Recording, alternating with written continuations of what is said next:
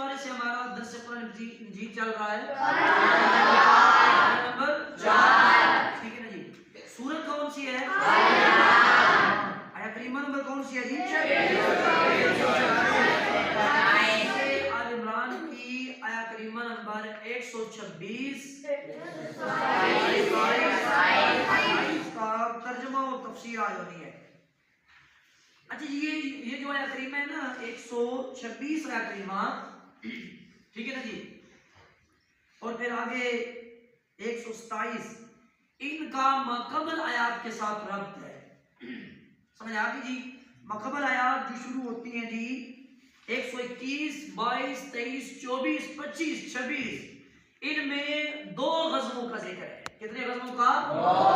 بولیے کتنے غزووں کا؟ 2. کوئی بتا سکتا ہے کون کون سے غزوے؟ شاباش، سب کوئی پتہ ہے. غزوے بدر اور غزوے احد.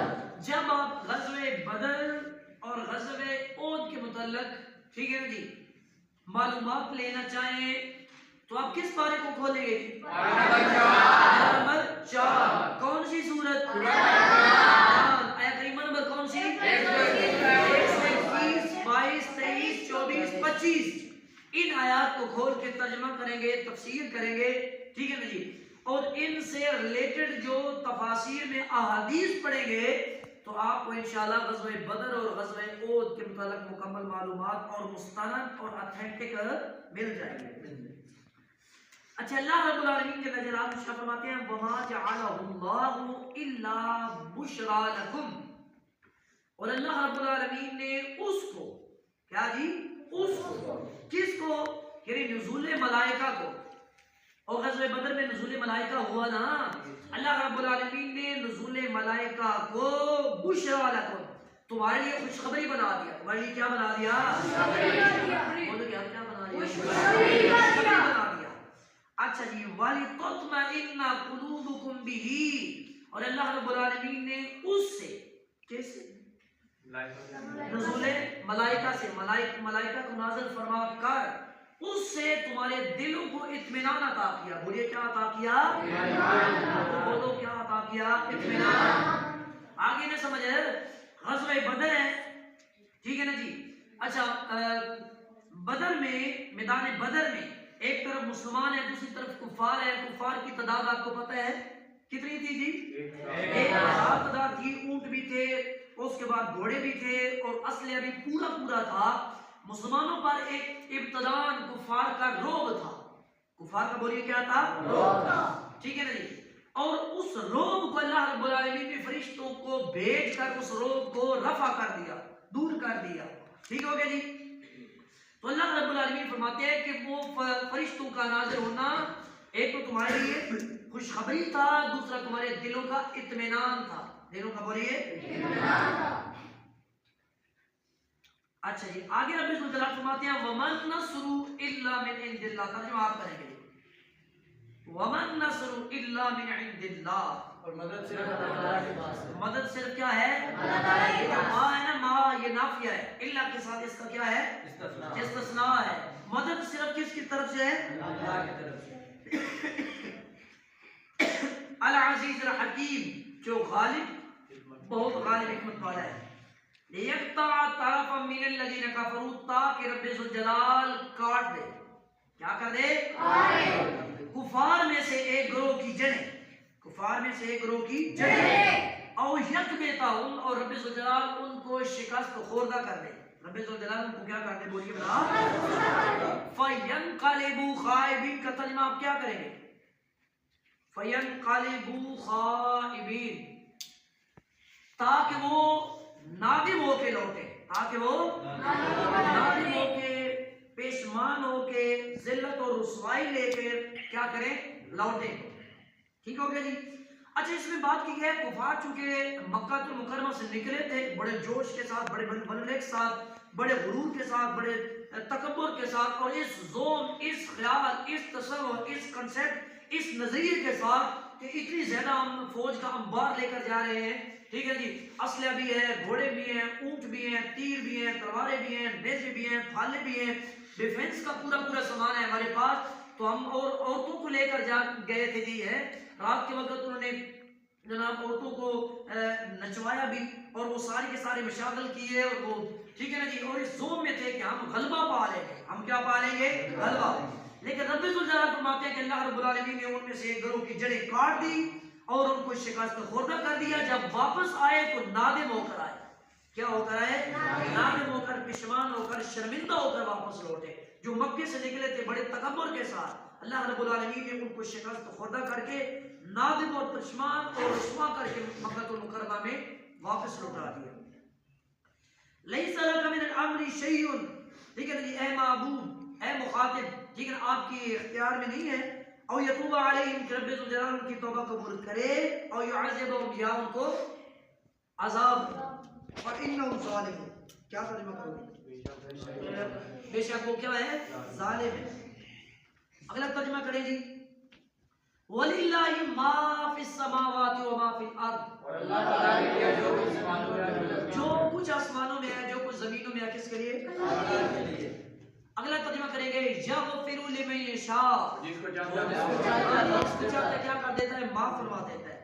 وَيُعَذِّبُ مَن یشاء. جس کو چاہتا ہے عذاب دیتا ہے. جس کو چاہتا ہے کیا کرتا ہے؟ عذاب دیتا ہے. اگلا ترجمہ بھی آپ کریں گے واللہ غفور رحیم. بے شک اللہ تعالیٰ اللہ تعالیٰ بہت بخشنے والا بے حد و بے حساب رحم فرمانے والا ہے. اچھا جی اب توجہ دیجئے جو پہلی آیات تھی 126 127 اس کا تعلق ماقبل کے ساتھ غزوہ بدر اور غزوہ احد کے ساتھ جبکہ جو بعد والی آیت کریمہ ہے ان کا تعلق اللہ رب العالمین کی عزت عظمت کبریائی کے ساتھ ہے اور رب ذوالجلال کے مالک حقیقی ہونا خالق حقیقی ہونے کے ساتھ ہے. اللہ رب العالمین جیسے پوری کائنات کا خالق حقیقی ہے حقیقت میں وہی ہے پوری کائنات کو پیدا کرنے والا اسی طرح وہ مالکی حقیقی بھی ہے. بولیے کیا ہے جی؟ بولو کیا ہے؟ مالک.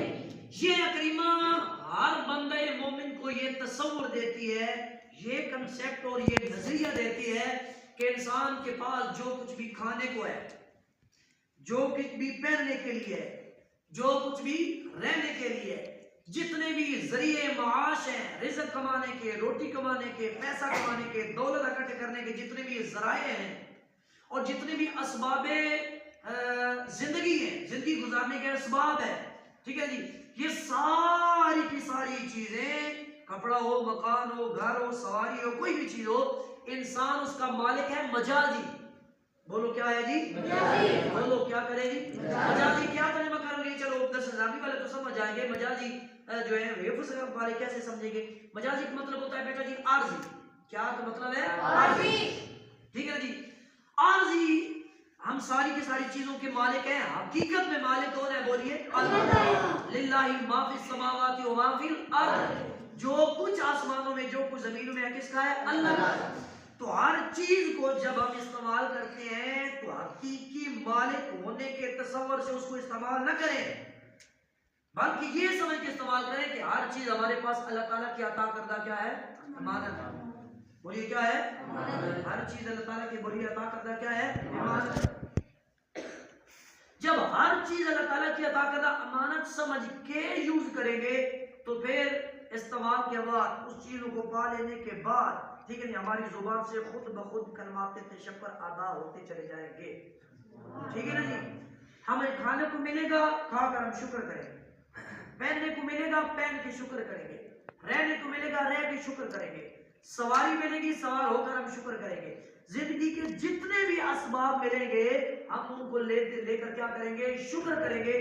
پیچھے تصور یہ ہوا یہ ہمارے پاس اللہ تعالیٰ کی کیا ہے؟ امانت ہے. امانت والا تصور نہیں رکھیں گے تو کھا کر پی کر سو کر رہ کر چل کر ہر چیز کو حاصل کر کے تکبر آ جائے گا.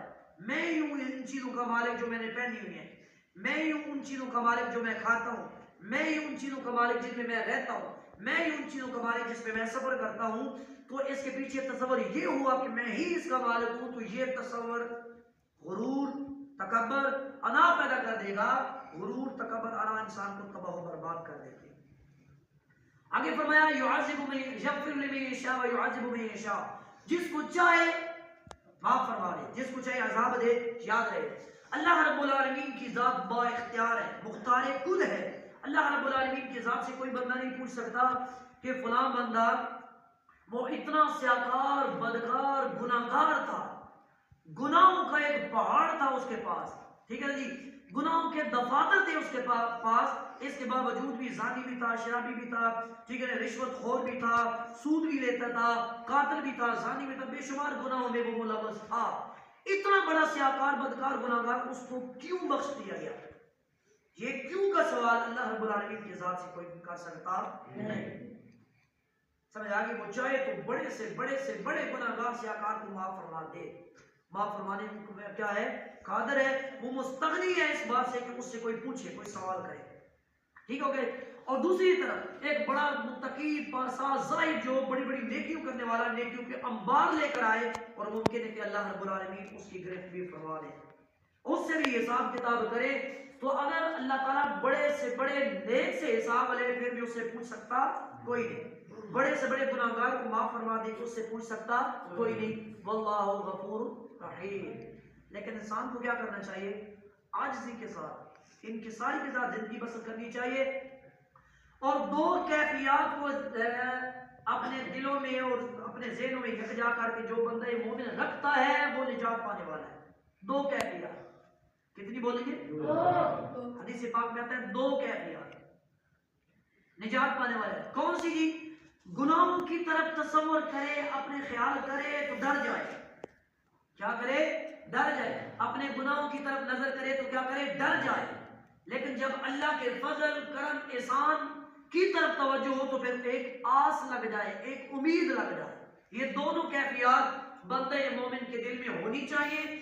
جس بندہ مومن کے دل میں یہ دونوں کیفیات یکجا ہو جائیں، گناہوں کو دیکھے تو ڈرے، اللہ کے فضل کو دیکھے تو امید لگ جائے کہ بخشا جاؤں گا، یہ دو کیفیات جس بندے مومن کے دل میں یکجا ہو جاتی ہیں، میرے کملی والے آقا نے فرمایا جس چیز سے وہ خوف زدہ ہوتا ہے اس چیز سے اللہ تعالیٰ اس کو نجات عطا فرما دے گا، جس چیز کی تمنا کرتا ہے وہ چیز اللہ تعالیٰ اس کو عطا فرما دے گا۔ یہ دو کیفیات ہونی چاہیے، اور یہ کون کون سی؟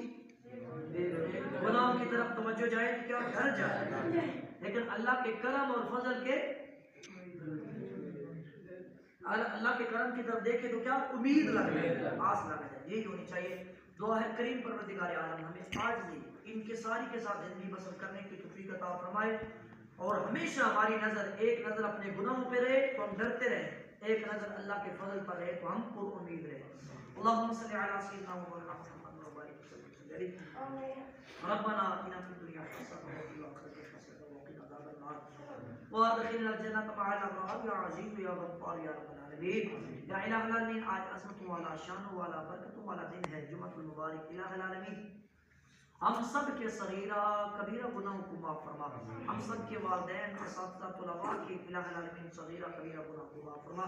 الہ العالمین ہم سب کے جتنے بھی احباب اس دنیا فانی سے رخصت ہو گئے سب کے صغیرہ کبیرہ گناہوں کو معاف فرما۔ الہ العالمین اپنے پیارے محبوب علیہ السلام کی امت میں سے جتنے بھی احباب حالت ایمان سے جا چکے ہیں سب کے صغیرہ کبیرہ گناہوں کو معاف فرما۔